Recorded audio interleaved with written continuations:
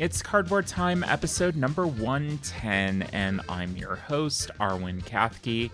On today's episode, I have a review of Diatoms and a chat with Danielle Reynolds. I'm going to keep this short. Once again, tariffs are threatening our industry. They've gone up to 145% on imports from China. It is devastating to the board gaming industry.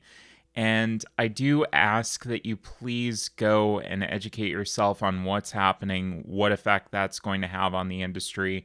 We will be talking about that a little bit at the end of the episode, but I do want everybody to really educate yourselves and understand what is going on. It's super important. Let's talk about the Shelf of Aspiration. It is at 115. That is up by 2, and mostly that has come due to making some purchases. There was a local board game cafe called Crooked Tea, and unfortunately that went out of business. So Allie and I went there to see if there was anything that we wanted to pick up. We did pick up a 3-pack of games. It was 16 candies, Sirens, and Defrag. They were all very small box games. I did get to play 2 of them already. One was Sirens, and then the other one was Defrag. Interesting games. I've played both of them solo. I don't think that I'm going to wind up reviewing either of them. They were okay. But nothing really stood out to me with either of them. I would like to play Sirens multiplayer before I talk about it. Defrag was interesting from a perspective of the art design in that. I thought that was cool, but the solo puzzle was kind of standard and okay. We haven't played 16 Candies yet, so I will let you know once we play that. I did pick up Abyss with the Kraken expansion. The reason that I picked that up was that OFPG was talking about how much they liked it. Starla and Mick both mentioned that they really enjoyed it, so I wanted to pick that up because I saw it sitting there. I thought it might be a good price, and it was. So I haven't played it yet. I will report back on that. Diatoms was a game that I picked up there. I was very fortunate. This was going to be on my short list to pick up anyways once it got a full release. I don't think it's fully released yet. I think that might have been like a gamma kind of pre-release kind of thing. But I did get to play that solo. I will be talking about that on this episode. And then finally, Spirit Island, I finally got my hands on. Of course, I've played that before, so that doesn't count towards the Shelf of Aspiration, since I've already played. A really great game. I really love the cooperative stylings of that, the way that it kind of tilts colonization on its head as well. I love the theme, and the gameplay is great too. So I'm looking forward to getting a group together and playing that hopefully soon. So we talked about playing Sirens, Defrag, and Diatoms already, so there is your wrap-up for the Shelf of Aspiration. And speaking of Diatoms, let's go ahead and talk about it. Diatoms plays from 1 to 4 players in 30 to 45 minutes, designed by Sabrina Kolba, and the art is by Nim Ben Reuven, and this is published by Ludoliminal and 25th Century Games. Diatoms is a puzzly tile placement and pattern making game where players create their own microscopic mosaic based on an obscure Victorian art form. Hidden in the water all around us are tiny life forms known as diatoms. These microscopic algae cells come in a variety of exquisite geometric shapes and patterns. Their outer layer is made with silica, giving them a glass-like quality. Here at the Society for Microscopic Arts, we collect these diatoms and delicately arrange them on slides into beautiful tiny mosaics. As part of your induction into the society, you will each create your own entry for today's exhibition of microscopic mosaics. In Diatoms, you will compete with your fellow players to collect and place diatom shapes into a mosaic form. You take turns placing tiles representing algae colonies. From that placement, you will earn diatoms of different colors and shapes. You then strategically place these diatoms on your personal board, taking care to consider how your arrangement will be scored at the end of the game. In the base scoring, you'll want to achieve matching colors, shape variety, and symmetry among your mosaic's central lines. Each time that you play, you may also have a guest judge card that brings a unique scoring criteria to the game. Diatoms also includes a solo variant, which we will be talking about, where you collect diatom tiles as in the main game while trying to create a mosaic that fulfills specific requirements from mosaic commission prompts. So that was a lot. It is a relatively straightforward game to learn. You're really placing these puzzle tiles, these hexagonal puzzle tiles out, and then how they connect in that intersection. If you make an intersection between, three of them at a juncture, you get to take the diatom tiles, and then you'll place that on your board, and then you'll want to arrange that to give yourself either the most points or fulfill the requirements that are presented in the solo mode.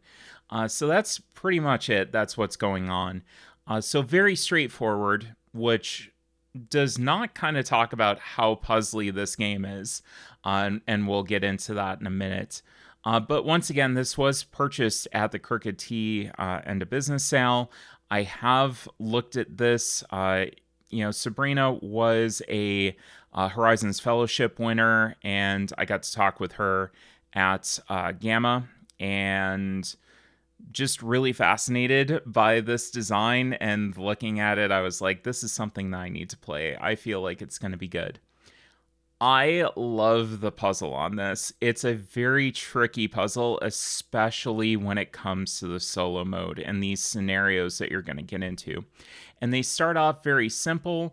You have 3 rings that are on your player board. You have an inner ring, a middle ring, and an outer ring. And then each of those rings are connected with vertical lines, or basically straightforward lines, rather, that connect all of the different rings and make intersections. And like the first little puzzle winds up super simple. You just want to fill out your inner ring with a certain color combination, and then you're done. It gets much harder real quick. And the puzzle is trying to put things together so that you get the right pieces, sometimes in the right color, sometimes in the right shape, sometimes both, to make sure that you fulfill these cards that come up. These are great, other than something that I will mention later. Y'all that listen on a regular basis, I think you can guess what that's going to be. But yeah, once again, this is very puzzly. These are super easy to complete one at a time while taking a break from something else. I would say it's maybe a 20-minute puzzle, half an hour tops.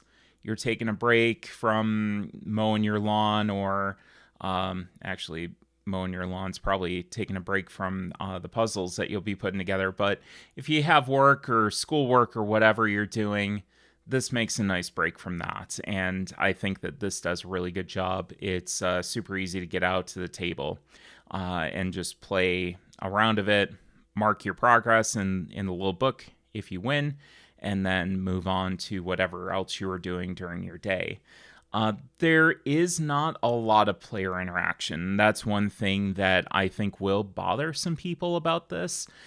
It's not a huge problem for me. I really don't care if I have a lot of player interaction. There's some games that really do a good job of that, and I really wind up liking.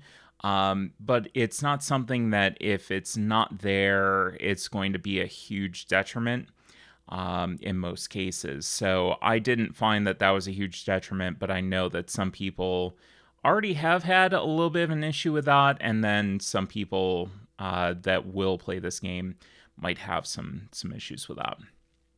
This is really a gorgeous production. I love the little petri dishes that they used to store the diatoms. The foil accents on them really made everything pop, and it's very visually stunning. And the dual layer player boards are also incredibly useful. They are very functional. They show you exactly what fits in the board, what doesn't fit in the board. You could have done that without the dual layer player board, but I think that you would have had some players with challenges, especially with what shapes fit where. You could have put little outlines. This just solidifies that, and I think that it's a really good use of that. And the insert is really well done. Everything fits in there very well. It's relatively intuitive where everything goes and how. So, really good production job there. I do love diving into a more obscure theme. This is something that I've talked about where we don't always need spice trading in the Mediterranean.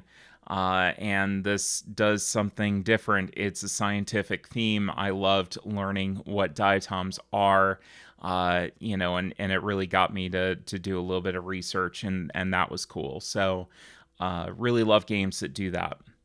Circling back, and the big issue that I had here, especially with the solo mode, was the color vision. And I will say that it's my biggest detriment, especially the solo scenarios. It was very difficult to distinguish between the colors, since the green, the gray, and even the red all looked kind of similar to me on the card, especially with the smaller format of the shapes that were going on in the patterns. Certain times you might have to do a specific color, and it was very difficult to kind of see, between the reds, greens, purples, all of that, trying to figure out exactly what was what. And that's where I had a major issue.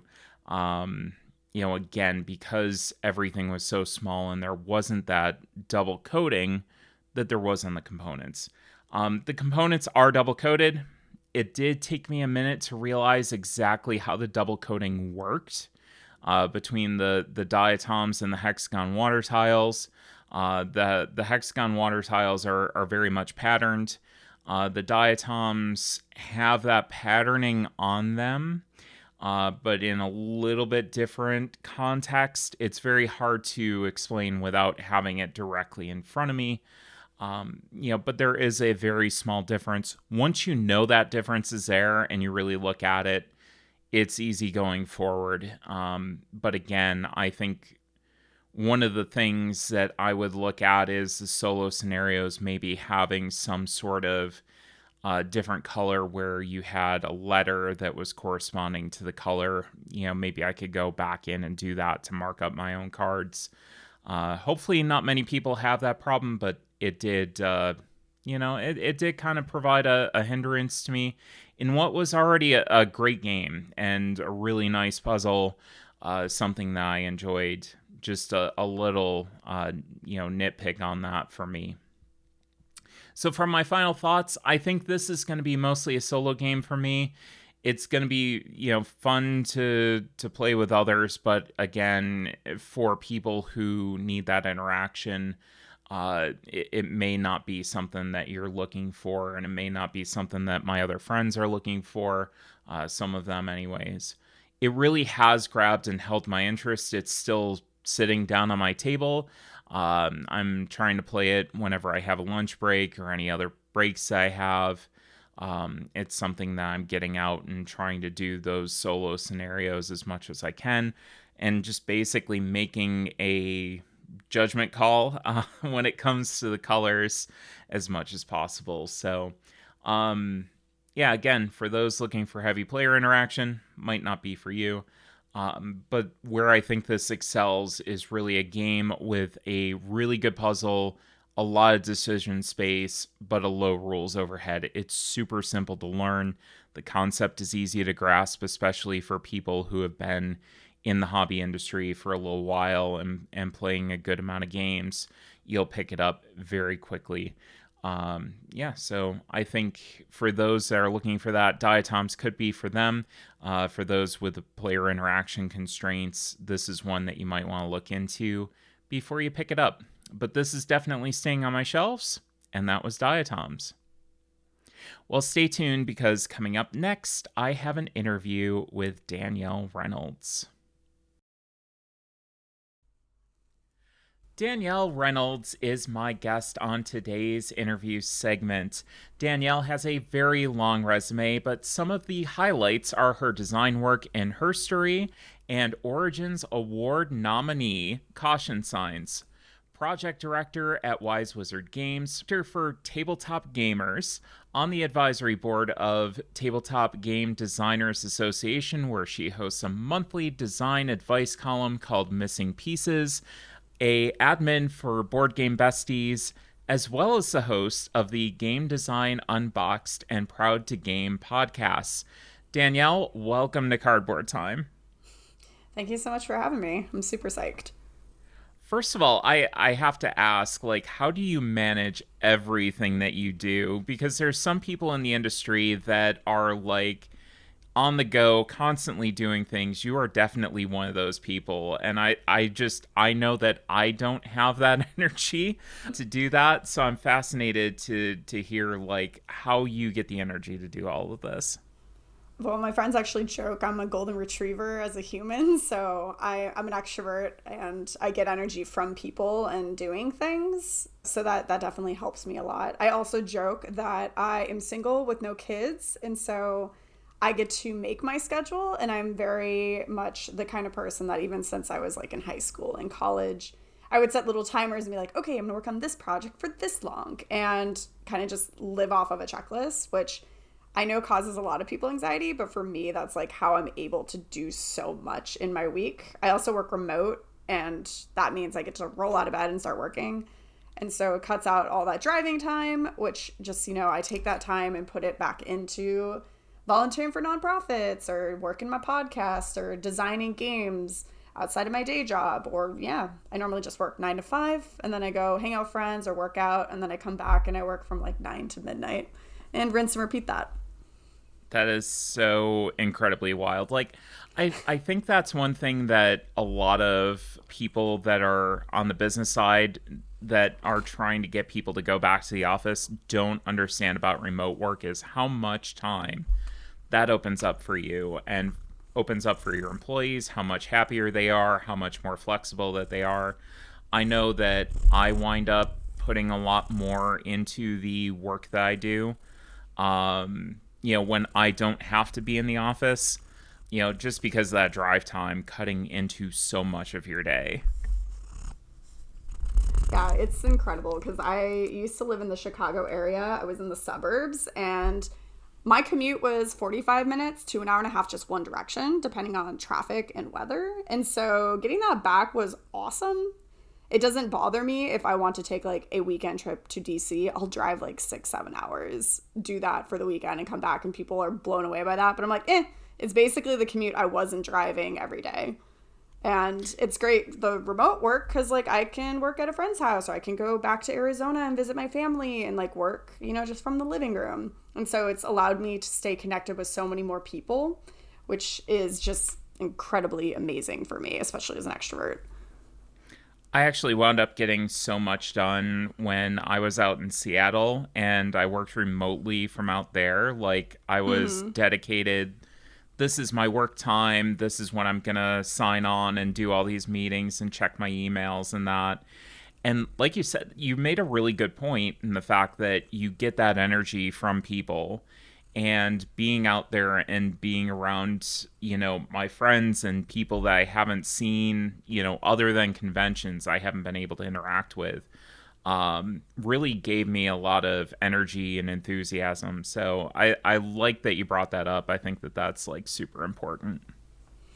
Oh, totally. Yeah. I have always been someone that just enjoys being with people. It's not always, I think the assumption is made that being with people means I want to be at a Gen Con level convention talking to people nonstop. That's not really actually it. It's more hey, I recharge by playing games with my best friends and stuff, and just sitting around a table and chatting. Or like working on my own project as my best friend is sitting next to me on the couch and he's playing video games or whatever it is. Like that re-energizes me. And so my hobby and my passion is actually also the way that I re-energize.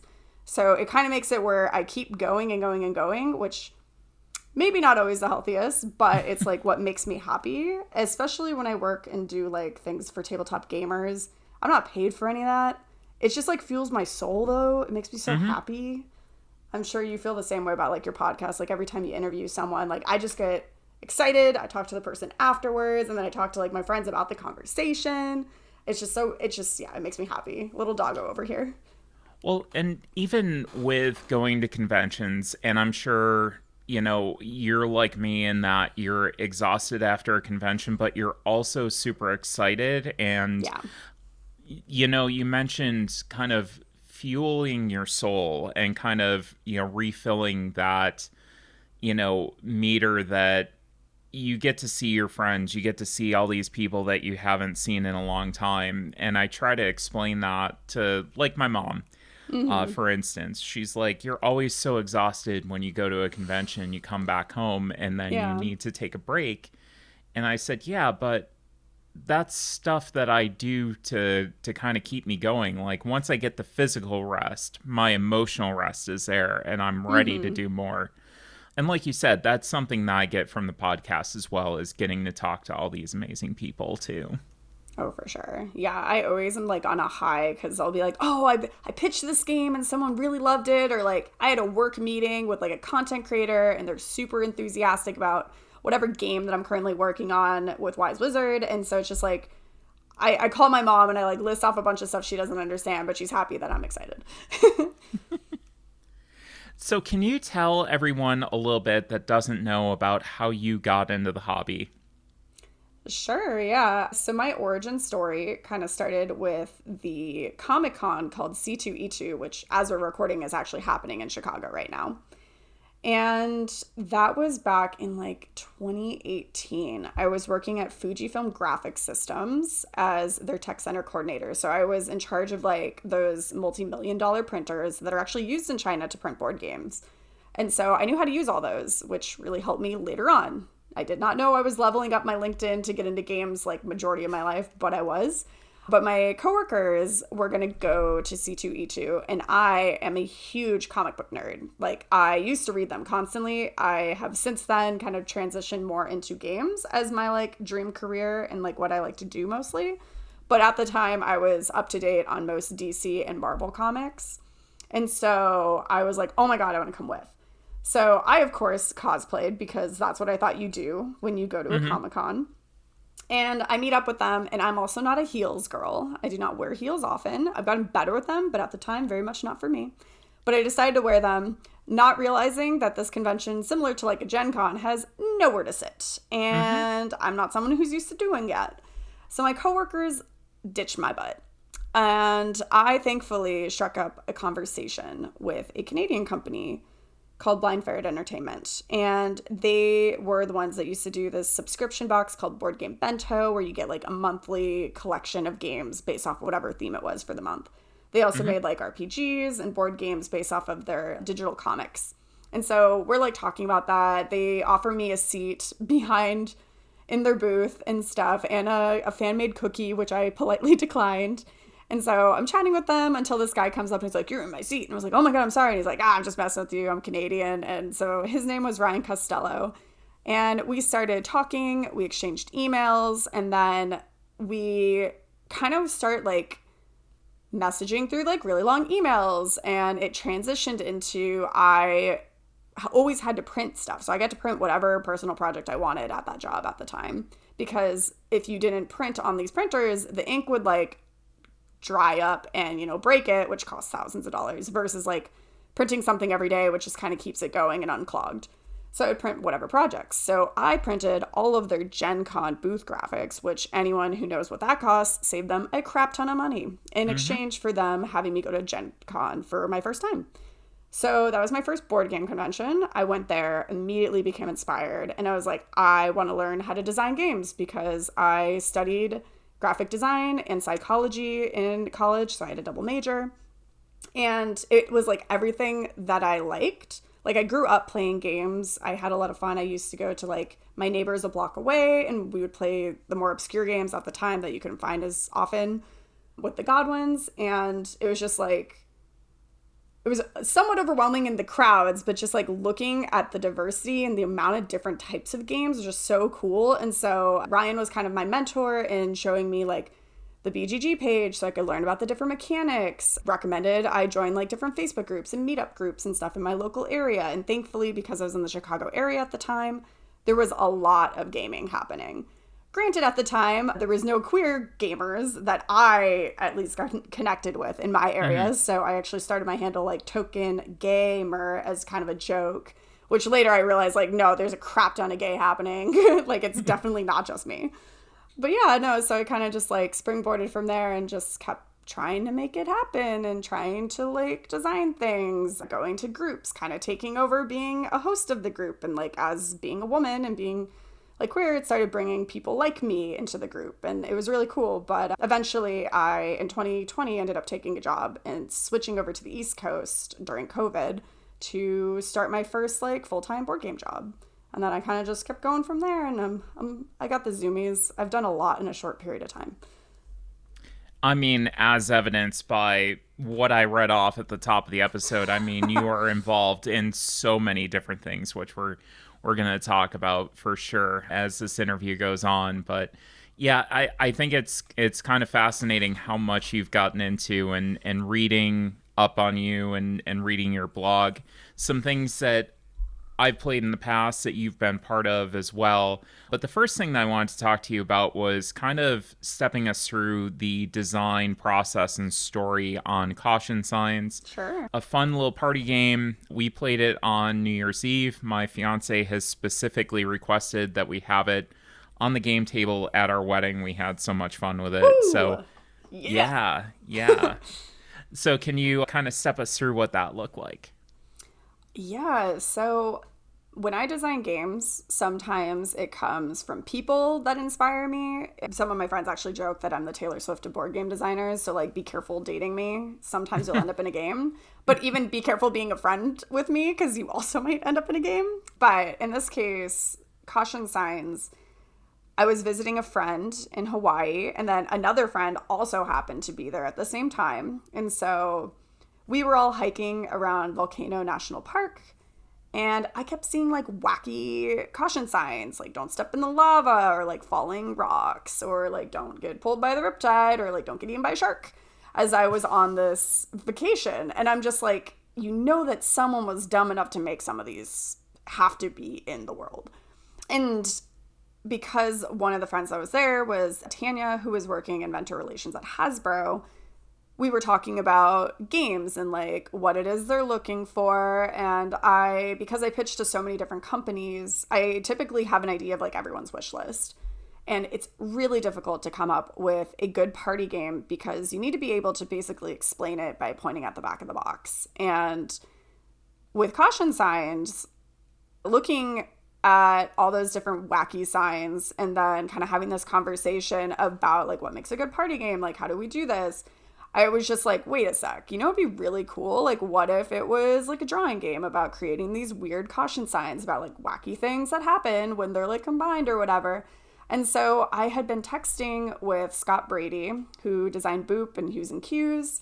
And he had like asked me to co-design a game. And so when my friend that I was visiting, Annie, was working, I was like at her bar and I was just like sketching out ideas for this other game that he kind of brought up, which never actually went anywhere. But I came up with the idea for Caution Signs. I was like, hey man, what do you think about this? Would you want to like jump on a call and maybe work on this? And so he at the same time was in Alaska also looking at weird signs like don't pet the moose or whatever. And so we hop on a call. He's like, hey, we should totally like break these into 2 pieces. And I was like, yes, that's amazing. So we generate a word list. We have like 100 of each, like the descriptor and the noun. And then I print it out. I immediately go to my friend Jessica's house in Stephen, Maine. We play test this game. It just went so well and like immediately locked into like 20 seconds is the perfect amount of time where I'm actually good at art, can compete, or I guess other people can compete against my art skills in 20 seconds because I just can't draw that well in that period of time. And so we were working on that. Granted, turns out as a preschool teacher, Jessica's really good at picking out what drawings are and like deducing which of the combinations it is. And so like magically kind of built this. And then 2 weeks later, Gen Con comes around. But right before it, I had been in the Wise Wizard office. They're like an hour and a half from where I am. So it's like I'm conveniently located close enough to be able to go to the office. But I showed them the game. They thought it was really cool. And then I go to Gen Con and me and Scott are pitching the game. And we immediately get an offer. So Scott like calls me. It's like day 2. And he's like, we have an offer. And I was like, no way. So I'm like bouncing up and down, super excited. I come back to the booth where Debbie, one of my bosses, is. And she's like, what's got you so excited? And I was like, oh my God, like this is the first time it's ever happened that we like pitched a game and like immediately got an offer. And she was like, oh, well, which game? And I was like, Caution Signs. And she's like, no, wait, no, we want that. And I was like, but we don't make party games. Like we do Star Realms and Hero Realms and stuff. Like that's not our vibe at all. And so quickly her and Rob tell me about how they had been thinking about creating this imprint called Wacky Wizard Games, where it would be more like kid-friendly party game, family games. And so it becomes this like interesting moment of like, oh wait, like so I could help launch a new imprint using this game that like me and Scott has created. And so we had conversations with both offers and then ended up deciding to go with Wacky Wizard and making that game. And I'm really glad that we did because I've had a lot of control over it and I'm a little bit of a control freak. I'm not gonna lie. But it's been fun to work on it, and it's been really cool seeing it get nominated by a lot of different people and just winning some smaller awards, and hopefully it'll win some bigger ones. I don't know, but it's been great to see how much people enjoy it. I mean, the fact that it's up for a Origins award already is pretty cool. Yeah. I will say. So, there's always that. Yeah, but it just flows so well. I think it's just such a perfect game, and it's interesting that came around. I mean, it seems like it's relatively fast, right? I mean, you weren't working on it for that long before. No. Yeah, I think it was everything. about 3 weeks, possibly. That's crazy. Yeah, I mean, we changed, so I ended up being the developer on it. So once it was part of Wacky Wizard, I was the one doing all the like playtesting development, but it was really just the words that got massaged and changed through that. The core game loop, done. That's the beauty of a party game is like once you find that magic, that's not normally the thing that changes. Like that can be sold and you just work on the content. So you mentioned that you like to have a little bit more control over your designs. Is that something that kind of has, gone through your career and been kind of a staple where you want to be a little bit more hands-on once a project gets signed?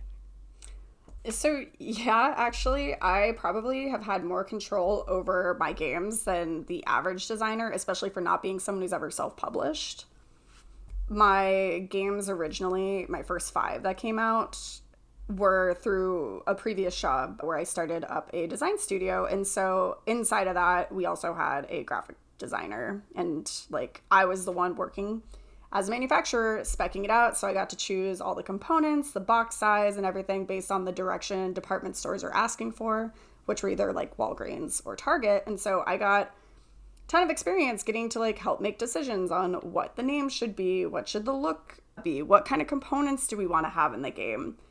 And so I had a lot of impact on those first 5. And then Her Story was my 6th game. And that was a situation where they'd already hired an artist. But by the time I was like in the project, I got to like help come up with creating this like corkboard look and how we do the different research icons and like how should we lay things out. So more like the graphic look of it, as well as the components like, hey, this really nice bag that you kind of put your hand in. And like, do we do cards in your hand or do we do these tokens on a board? So it's like I got to have a lot of impact there. Something that I typically am the one doing anytime I do any kind of co-design is I am normally the graphic designer of it. So like I'm the one putting together the prototypes and figuring out where things should be located. And at least so far, pretty much every game I've ever worked on, they've carried over where things are laid out into the final product, which is really nice. And like when I was at Underdog Games, all the rule books, I would basically lay it out and then send it over to the graphic designers to make it like look a lot prettier. And so I have had much, much more of a say than the average designer on like what looks good. I, in my day job, do a lot of art direction which is really fun. And I do rulebook writing, even though I'm not the best at spelling and grammar. And so, yeah, I definitely get more control over projects than the average designer. And I think some designers are at the point that once they have something signed, like they don't even want like control over it. They're just happy to throw it over the fence and say, y'all deal with it. Yeah. So it's really interesting to see that perspective too. So it's weird because a lot of times I don't want to be continuing to develop it past getting like signed. My preference would be is doing more check-ins, playtests every once in a while, see if they want to make a major change, and then kind of like work hand in hand with the developer. But a lot of times when you sign with a smaller publisher, you end up doing more of the development yourself, which is a thing that I've more realized through like now having a few more years under my belt of experience. So it's kind of when I'm deciding who I want to sign a game with is, do I have the time to work on this game beyond just like signing this contract? Or like, am I signing it with someone who is a little larger and they have their own development team, and I know that the game is now going to be out of my hands? Smaller publishers enjoy me because I already, when I'm pitching it to them, can tell them what a price point would look like and how I imagine the product being, because I do design games thinking of it as a product, because that's kind of like my background. And that has allowed me to make games a lot faster and get more games signed. It's kind of a fun superpower, but yeah, I don't know. There's like perks and downfalls, because like I personally I'm always so excited about my next thing, my new idea. And I don't like always want to continue developing and working on these other ones. Like I just want to be there for the check-in and make sure that the game is moving forward with whatever company I've signed it with. So let's talk about her story a little bit. And I do want to read a quote from your blog that you posted about that. And it was kind of like your design diary of that. And I thought that this was really fascinating. And this relates to the inclusion of maybe some lesser known women in the game. And then I want your thoughts on the inclusion of those figures throughout history in there as opposed to more of the popular figures. But I found this really, really kind of fascinating. So you said the content team made sure to find people that were well known and lesser known. Like they chose not to include Rosa Parks, who was, as a kid, was one of the few female heroines that I knew about. They instead chose to include another girl named Claudette Colvin. She did exactly what Rosa Parks did, but at the age of 14 and 9 months earlier, refusing to give up her seat on the Montgomery, Alabama bus. But due to her age, the NAACP chose to use Rosa Parks as their figurehead instead. So this was something that I had no idea about. And you mentioned in there as well, kind of almost being saddened that you didn't know some of the other women that were in there. And I found myself in the same situation where I was looking through these cards and learning so much going through there and reading through bios and that. Can you kind of give your thoughts on that now, looking back at that? Like, what do you think of that kind of spectrum of inclusion? Yeah, no, that was one of the reasons why I applied to be a co-designer, because so it was men that started the design, and then they're like, maybe we should have a girl work on this project too. They got stuck, and they sent out like hey, we're hiring someone, it would be hourly, work on this project with us. And so, funny enough, me and Roberta Taylor, who did Creature Comforts, were actually the two final people for the job to co-design her story. And Elizabeth Hargrave had even been asked to do it, but she's like, no, I'm busy with Wingspan.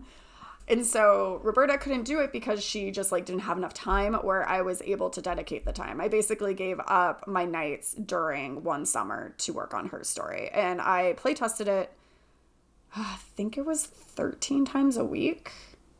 Because we would do, so how Underdog Games designs, and it was a really cool experience working for them for the period of time that I did.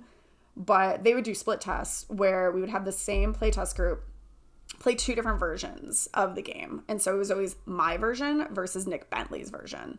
So our co-design was actually competing against each other to see who could make the better version.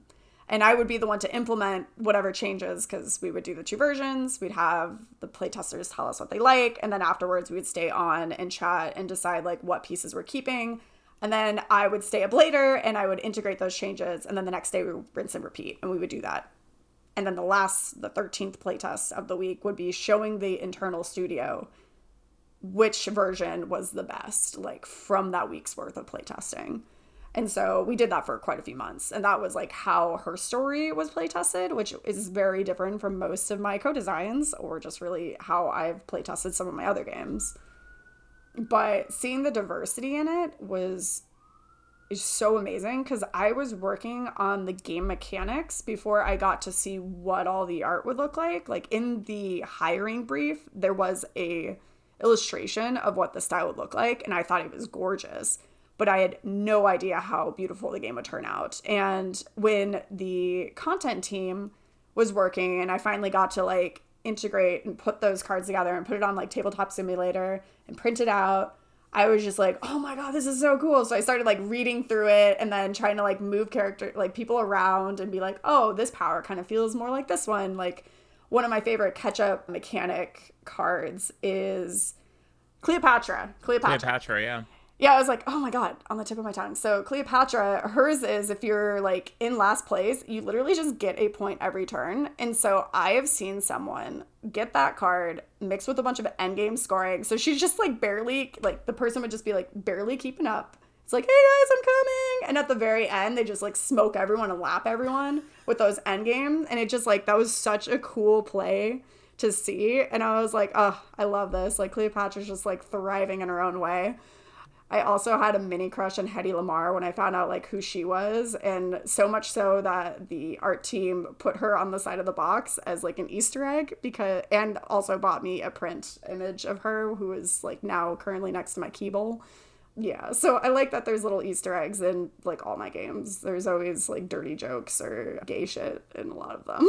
Well, I mean, you obviously have to put that in, right? Exactly. Yeah. But no, it was so cool. It was so cool to see like the different teams, like the art, my team, the design and development, and then the content when it was all combined together. And then seeing like that final bit, like my dad, I remember him calling me when he got his copy. He opened it up and he read all 120 cards, like the backs of them. And he was like, Danielle, I'm really proud of you. And like he sent this like email to my whole family, like asking them to like buy the game and check it out and stuff. And it was just like really, really sweet how supportive he was. Mm-hmm. Yeah, no, I really enjoyed working on that game. That and Caution Signs are probably my two favorite currently published games I've worked on. Then maybe Secret Clue, which is with National Geographic, which was pretty cool.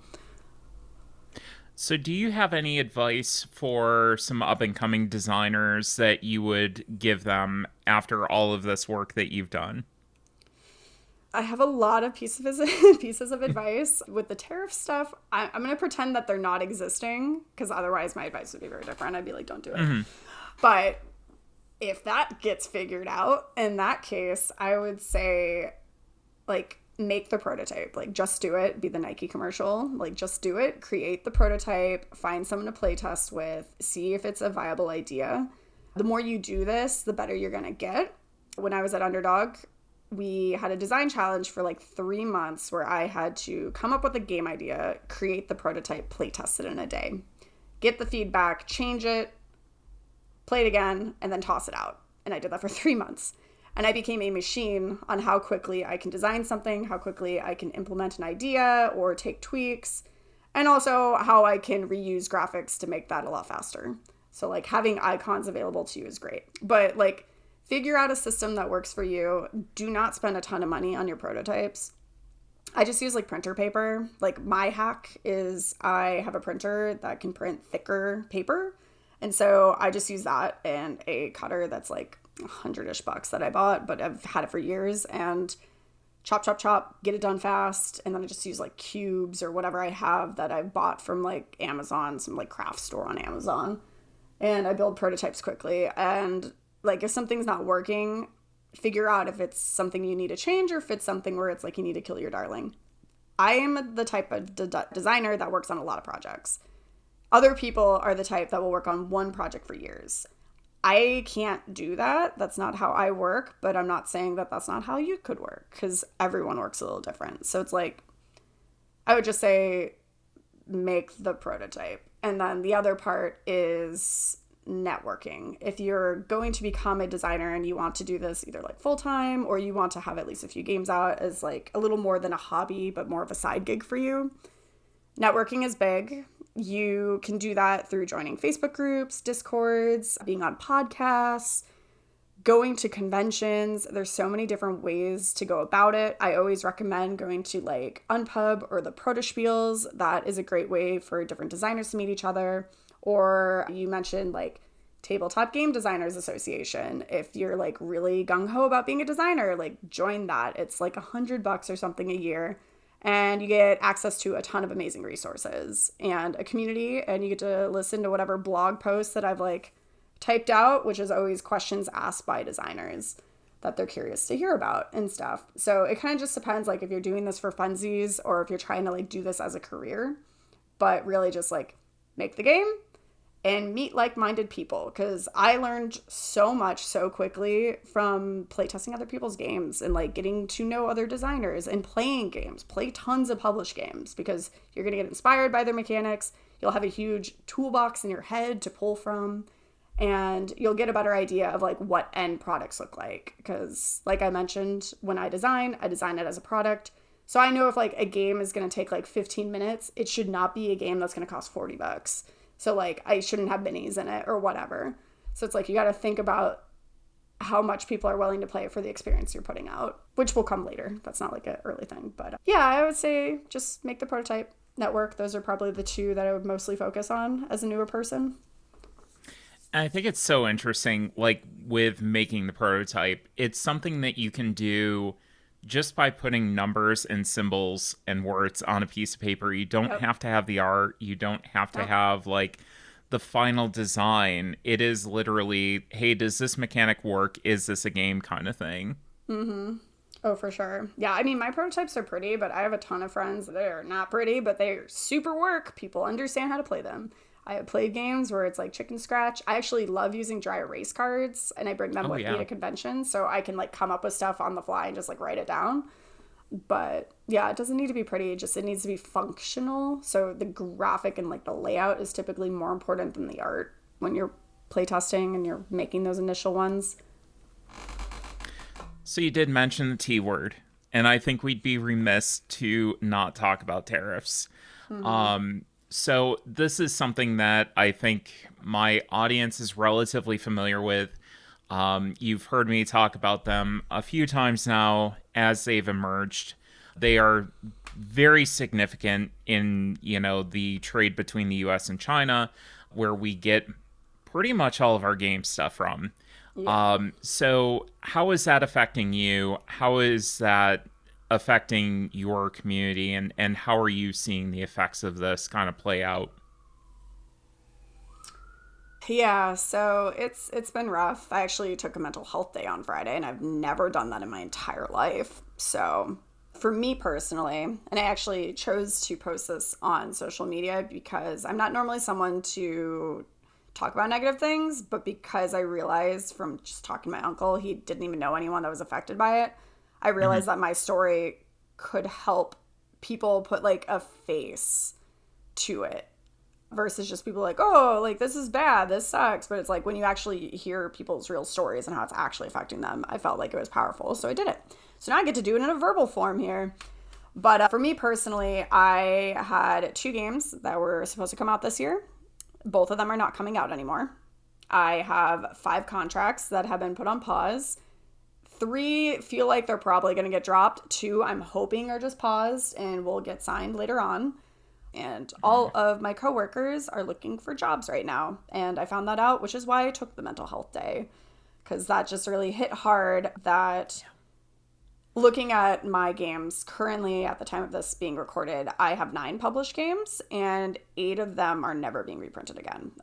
So Caution Signs is the only one that will continue to reprint and hopefully will continue to reprint in the future. And so that was a lot of heavy stuff to hit me. And I thankfully have a full-time job with Wise Wizard. We have plans on how to keep the doors open, but we're not really sure, and we're not trying to make drastic decisions right now. But unfortunately, like, companies are going under. I have so many friends that are entrepreneurs that quit their jobs to do their own game company, and the margins don't make sense. We can't make a party game that's like a card game that would have been $15 for like 30 or 40. Like it's not worth that experience. We can't put that on our customers, and it's just not possible to make the types of games that we make in the United States because the United States is just not, they don't have factories that are capable of doing these things. For example, I have a game called Cat Says Moo that I am working on for Wacky Wizard. This game is just cards, but it's close to like 100 or something. And it's in a box that is the shape of, like, if someone's familiar with Hero Realms or Star Realms Frontiers, it's not that complicated a box. It's got like little cuts on the side so you can get your fingers in there so the box doesn't get stuck as easily, which I really love that we do. But it costs 6 times more money to do it in the US, which is insane and just not cost effective. And that's because they don't have the same tooling capabilities. They don't have machines doing most of kind of the assembly and the collection of things and the sorting. It's like China has figured out the hacks on how to do this stuff.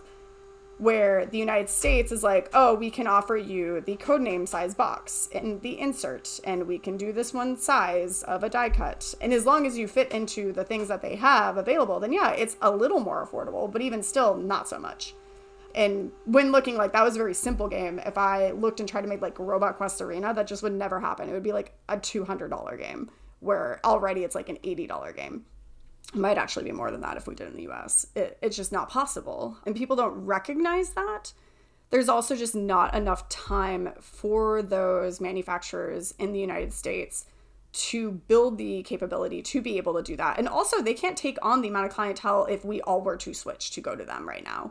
Right, like, right. Yeah, they'd have to onboard people. They'd have to train them. They would have to buy a lot more machinery. They would have to buy more land or like other factories. Like the scaling, it's impossible. It can't happen. It doesn't work that way. And it's complete crap that anyone thinks it is. Like, no one is thinking through this stuff. And it's also annoying that they're walking back on like, oh, phones. Like, once our phones and our technology was affected, they're like, well, actually, maybe we won't tariff that part, but like board games, like, we're going to go after that. Like, it just sucks that they're picking and choosing the things that will or will not be affected. And I'm not saying like we need to make sure that board games aren't affected. I just think it's ridiculous that we're doing that tariff in general on China. Like, we get most of our stuff from there. Like, people are just not recognizing that a lot of their clothing comes from there. A lot of their technology comes from there. Their games come from there. And it's not a situation where we're taking jobs away from the United States. Like, actually, lots of people are getting laid off. Like, companies are going under because of what is happening with this. And it's really, really unfortunate. And I'm hoping that more people will share their stories, and people that didn't realize like the effects are going to start to feel them and see them in a real way.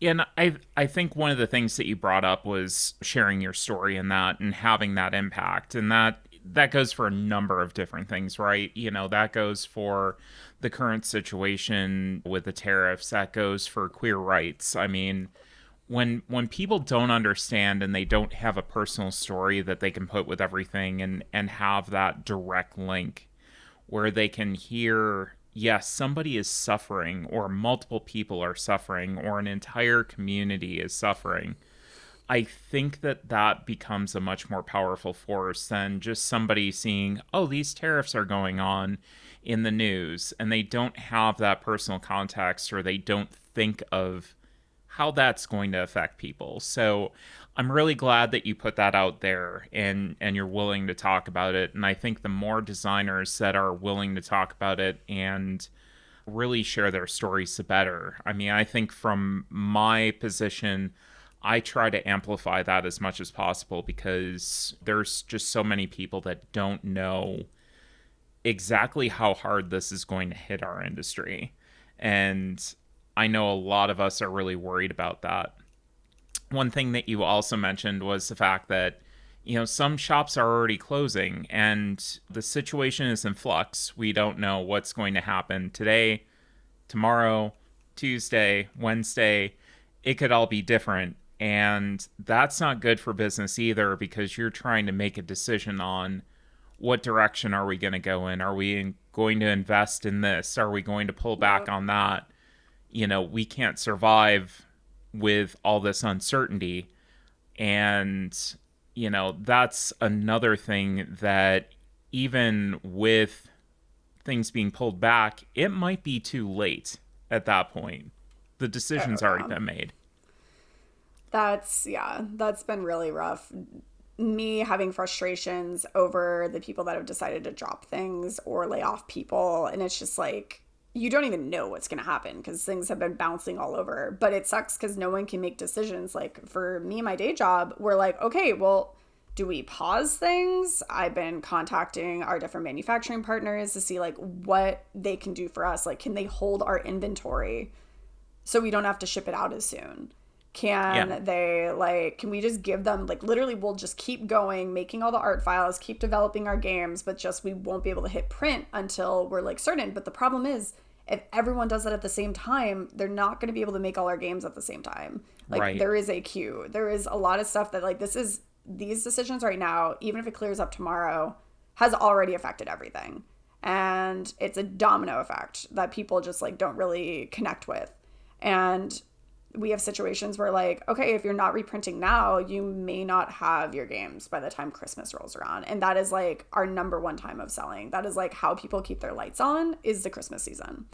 And if they don't have enough games for that season because they didn't get to reprint in the next few months or whatever, like, they're going to be gone and stuff. And so that's where people are making those decisions now because they're like, if I can't reprint in X amount of months, then I can't do Christmas, or I can't make that order that I need to send to Target or that I need to send to Amazon or whatever their partner is. And so it's like being in limbo is not great, and putting pause on things and just like even trying to relocate projects is annoying in general, but like trying to relocate to other countries, like trying to match card stock, match linen finishings, like making sure that cards aren't marked in case like you have different versions of the game, but you have like expansions that combine with them, and you don't want people to tell the differences. Like no one thinks through these things. And that's like a lot of what my job is. My daily job is figuring these things out. And now my job has gotten a lot worse because of this. And I'm just thankful that my bosses are optimistic that things will go a way that we can control and be okay. And we thankfully like mostly make card games. And so, like, worst case scenario, we no longer make the big guys, which would really suck. Like, I love Robot Quest Arena. That is one of my favorite games, if not my favorite Wise Wizard game. But if we keep these tariffs, it's just not going to be possible for us to make a game like that.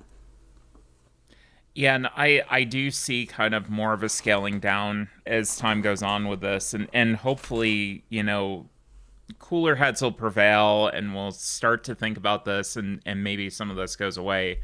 But if it doesn't, and it's more of a long-term thing, I think that you are going to see some of those bigger games go away. And that's unfortunate because that takes away the design of somebody that, hey, this is their baby and they really want to get it out to the world, and they're trying to put it out there and they can't because it's just not feasible.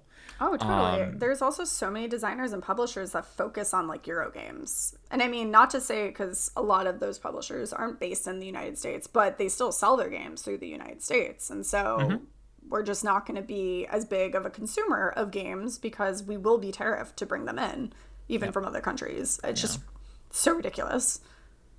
It's so incredibly frustrating. So let's pivot to maybe a little bit happier topic. You are a director for Tabletop Gamers. You have the Proud to Game podcast as well. What does inclusion mean to you, and why is it important? Yeah, I like how that is probably an equally heavy topic, but just more cheerful and how we can talk about it. But yeah, inclusion to me is making sure that we have a safe space and we can be inclusive of anyone who wants to come to the table. And that we can keep in mind that we are all human, we are all different, but we can all play together. And with Tabletop Gamers, like very much focused on the queer community, and how I became involved with them was like I kept seeing their pronoun ribbons and their like gamer and ally ribbons at conventions, and I thought it was this like secret society, like only if you were cool you could figure out where to find them. But then later on, I was like, oh no, they have like a booth or like a table at different spots. But I had reached out to them just saying like, hey, I do graphic design. I would love to volunteer for you guys. I think you're really cool. And they're like, yes, please. We need help on things. And so I started as an officer and then later became a director. And I've been with them for like 3 years, I think now. Oh, wow. Yeah, and honestly, like a lot of my success came from volunteering for different organizations that I felt strongly were impactful in helping people. Because, like, for me, when I see those ribbons at conventions, I feel safer. Mm-hmm. I feel like I have my people, that I can be myself. I can, like, mention if, like, I have a girlfriend or whatever at the time and, like, not feel like I'm gonna get judged. Yeah, it's just like it's a much safer spot for me. And honestly, the pronoun ribbons I like even more than the gamer and the ally one, because that's cleared up a lot of things where like we all make assumptions. We also aren't trained to go like, hey, I'm Danielle, she, her, like, who are you? And even now, like, I still don't always know the best way to ask questions like that or to introduce it. It's great that we use it in our like email signatures now, even though with what's going on in the world, that's also getting weird. Mm-hmm. But yeah, for me, like, being inclusive is just like be a good person and treat everyone like with respect and like, I don't know, promote the marginalized individuals in the industry. Like, I always joke that I check 2 boxes. Like, I am a girl, which is marginalized in this in many industries. And, you know, I'm queer. Like, I'm a lesbian. I celebrated my 10-year gay anniversary at Origins last year. I had a party about it because I thought that was something to celebrate, that I had the kind of community where I could come out. Like, I could come out to my family. I could come out to my friends. And I could be loud and proud online. And I think that's super powerful because I didn't have a role model. Like, I didn't know anyone that was in person that was, like, a female and gay. And had I met anybody before college, maybe I would have come out and figured it out sooner. I didn't realize I was gay until I was in college. And that was thanks to mostly the lacrosse team that I was on the same floor with and my roommate, which hit that stereotype too. But yeah, no, I think that's kind of what inclusion means to me. Just like be a good person. Have you seen over time with the hobby, since you've been involved with it, have you seen things getting better? I think I know what the answer is because I know what it is from my perspective. But like, what have you seen kind of getting better in the industry, and then maybe what opportunities do we have to do better? Yeah, definitely. I have seen so much growth in various different areas, like queer community. We have Tabletop Gamers and Rose Gauntlet that have been very helpful in building that up. Our ribbons and our people are at more and more conventions. We are at like every major convention now, and even some of the smaller ones with representation of having a booth there. And we appear on different panels. Like, I have spoken on a few panels myself, talking about that kind of stuff.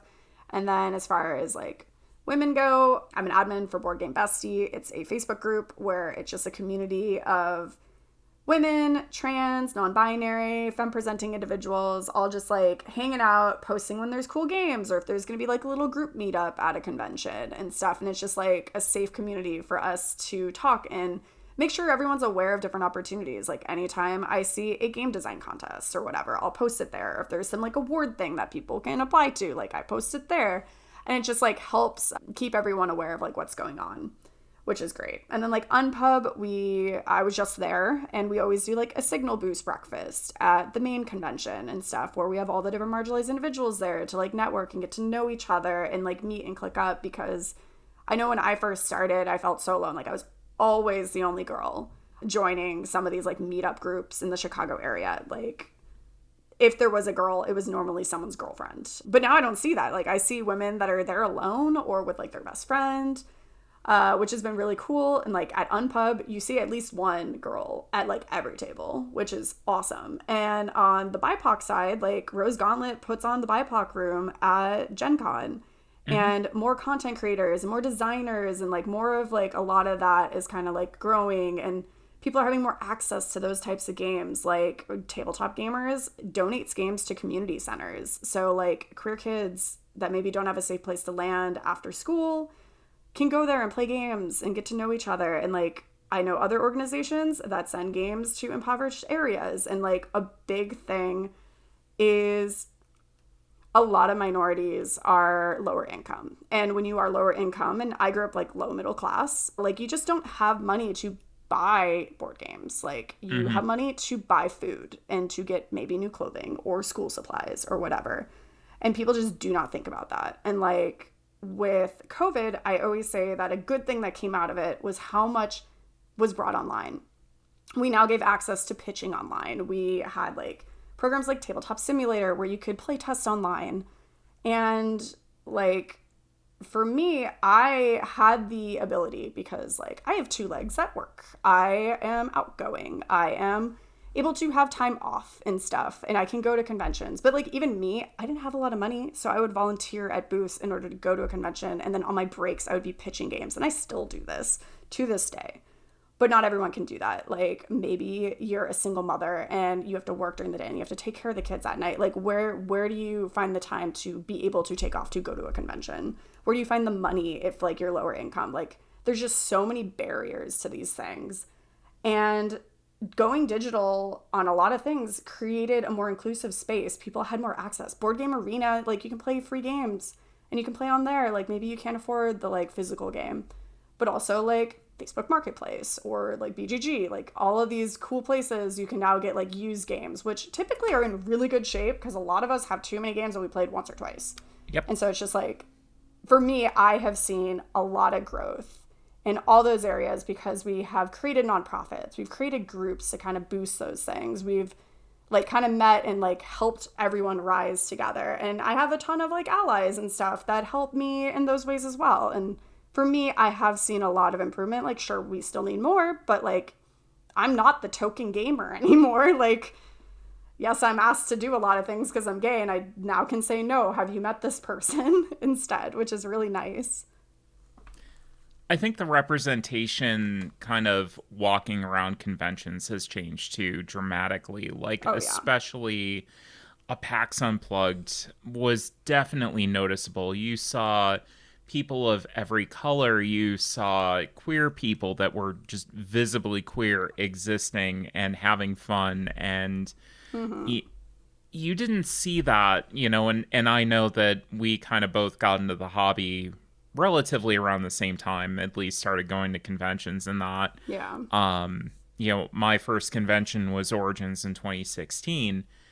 You didn't have that. And the Tabletop Gamers was like in a booth in the middle of the hall that was just tucked away that, you know, people couldn't see it. And then they walked by and they would make a snide remark. And now it's just a mainstay and people are like, yep, that's them.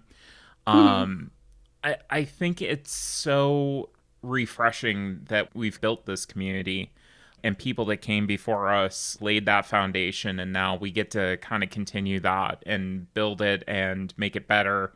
And it's going to be exciting to see, you know, because we are going to last. We are going to make changes if we need to make changes to get through this very rough time period. Yeah. You know, unfortunately, it's going to be messy, but, you know, that community is going to remain there. And I'm going to be extremely grateful to see it continue to evolve. Oh my God, totally. And it's great seeing, like, I don't know if icons are the word, but like when Elizabeth Hargrave's Wingspan kind of picked up and started being this bigger thing, it ushered in a ton more female designers and also people making like nature games and games that are not just the traditional like space trains and fantasy.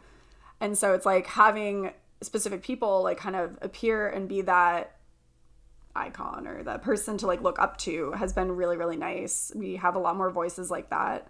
And like with her creating the BGG listing of like women and marginalized genders, that was really awesome. And like I'm working on one for queer individuals because I've been asked for years to do it. And I was like, all right, I guess no one else is going to do it. I'll do it. And I think that's the other thing is the people that have made it are willing to give back, and they're willing to give to the people that are coming up next so that they can get in. And that's how this propagates, and that's how this grows. Oh, for sure.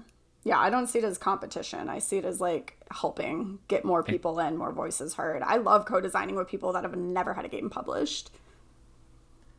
So, do you even have time to have hobbies outside of the industry? I do, actually. Yeah, I have quite a few hobbies. I love rock climbing. I think of it as like a mental, physical puzzle. I try to go twice a week if I can, but at least once a week. I also go to the gym. I hang out with friends. I mean, play board games, of course, but also Hmm. like I'll do crafting nights and stuff. Like last week, me and my friend were learning origami. And so we were doing that. I also drew over 40 scratch art hearts for Valentine's Day for my friends and family members and stuff. I sent that in the mail as like a surprise to people. Yeah, like I was really into fine arts when I was younger, and I don't do it as much anymore because games. But I also do graphic design. Like sometimes I'll be like, hey, I'm gonna make this like fun little poster, or I'm the one who designs all the little pins for tabletop gamers and stuff. So if you see those at our booth, like I make those. So I like to do different kinds of art projects in my free time. Or hiking. I'm really big into hiking when the weather permits. And traveling, in my opinion, is a hobby. And so I love going places, going to like see a musical or like some drag brunch with some friends, just like find random local events to check out. I am very active and I like doing a lot of different things. I also occasionally watch TV, but normally if I'm watching a show, it's like on in the background as I'm working on some project or idea I have. But yeah, no, and I mean, I don't know if the podcast counts as a hobby, but I have two of those and I enjoy them a lot, so do them. What is on your table other than what you're designing right now? I am definitely the gamer that plays a new game pretty much every time. I don't tend to bring games back to the table. I use board games as a way to become inspired for my own personal designs and also to just like stay up with what's coming out for my day job. So the games that get repeat plays are my personal designs that I am playtesting normally. They are not normally the games that we're actually like playing that are published, but I mean, I could list like some games that I've enjoyed playing Yeah, fairly recently. yeah. Yeah, so when I was visiting Kathleen Mercury in California a few weeks ago, I got to play Downforce for the first time from Restoration Games. I really enjoyed that. It was a fun little racing game that inspired a now racing game that I'm working on. I also got to play Survive Escape from Atlantis, which was like a classic I've never played before. And I played, gosh, so many other games. Ganges, or what is it, like Rajas of the Rajas of the Ganges? Ganges, yeah. Thank you. Yeah. So I played that one. I played Captain Sonar for the first time. I finally had 8 players willing to play it. And so I've been interested in this experience for quite some time. But I got to play that when I was like visiting. I played like Zulareto. I finally played the like Lord of the Rings Dual Middle Earth game, which I will say is my favorite of all of like those games. I'm not like really super big into them. I also got to play the Star Wars Carcassonne, which was cute. It was like a fun little game. But yeah, honestly, I play so many games in my life and in like a week or so. It's just so bad. Like I make sure to take a picture of all the stuff that I play because otherwise I would not remember them. Yeah, because I have a tendency to play quite a few at one time. I had two of my friends that are local that I just hadn't seen in a while, and they are not really gamers. And I taught them Duck and Cover and also like Love Letter, and we had a blast doing that. Also, we played Acropolis, which is like kind of one of my favorite games from a few years back. So that Hmm. was fun. Versus like the flip side where I played with heavy cardboard and we busted out a heavy Euro called Oranges and Lemons, and it's a worker placement game, which I think we played for like 3 hours or something. Oh, And wow. I really liked it. And I finally played Puerto Rico, but it was the Puerto Rico 1897. And I understand where the mechanic of like you take your like action thing and when you take it, you get an additional benefit, but everyone gets to take the action from you came Hmm. from. But like personally, I think there's other games that are more recent that have implemented that mechanic a little more, but or like better. But yeah, I play a lot of games. I'm an omni gamer. I will play most things. I just don't tend to play trading card games, miniature games, and I don't really like trick taking most of the time, even though hopefully I still will have a Gen Con trick taking game coming out. But with the Oh. tariffs, who knows? Yeah, I designed one that I would like. So Well, we will keep our fingers crossed for that for sure. Oh, heck yeah. If you see it there, it's called Tricky Kids from Pandasaurus Games. So Nice. it's really interesting. Yeah, I think it's one of the most clever things I've come up with. Well, let's hope that comes out at Gen Con and we're going to will that into existence. Mm-hmm. So how can people reach you on socials? So, Token Gamer, like Gaymer. You can find me on Instagram under that, Blue Sky, and technically I have a Twitter or X or whatever, but like I don't use it. I'm probably going to delete it because I'm not a huge fan. I feel like the board game industry's kind of migrated to Blue Sky. Yeah. Yeah, and you can find me on both of my podcasts. So I have Game Design Unboxed, Inspiration to Publication, and that's the one where I interview game designers about the games they made. So we kind of like the Food Network Unwrapped show. I kind of took that idea and turned it into a podcast where we talk about a game and unbox it and go over like how they came up with the idea. Did they self-publish? Did they pitch it? And all that good stuff. So it's like find your favorite game and listen to the episode. That's a fun one. And then I have Proud to Game. Also, Gayme, where I talk to really cool queer individuals doing different things in gaming. Like, you're on an episode coming up, super excited about. Yeah, and I've had like on the spectrum, like I had someone who is doing like a tattoo caravan, like goes to different conventions. I had someone that has like a board game bed and breakfast. I had designers, I had publishers, like I like to mix it up and just show that there's so many different things people are doing in the queer space, but also just talking about our queer identities. I think it's really nice to hear people's stories, and so I enjoy working on those. So definitely listen to one or both of those. And I have a website. It's not always up to date, but it's dmrcreativegroup.com. That holds like any games that I have for the most part, and like media things I've been in, like interviews like this when it airs, I'll put it on there. So yeah. Lots of places to find me. Awesome. Well, Danielle, thank you so much for joining us today, and go check out all of Danielle's socials, and let's hope for that Gen Con release. I'm super excited to see that as well. Oof, me too. And I think that'll do it for us today. If you want to know more about Cardboard Time, you can always go to the website at cardboardtime.com. My Instagram and Blue Sky is at Cardboard Time. The Discord is on the Tabletop Express server, and you can always go to the website or email me at cardboardtime@gmail.com for an invite to that, or any questions, suggestions, or ideas for discussion topics that you might have. And as always, thanks again for listening, and we'll see you around the table in 2 weeks for another episode of Cardboard Time.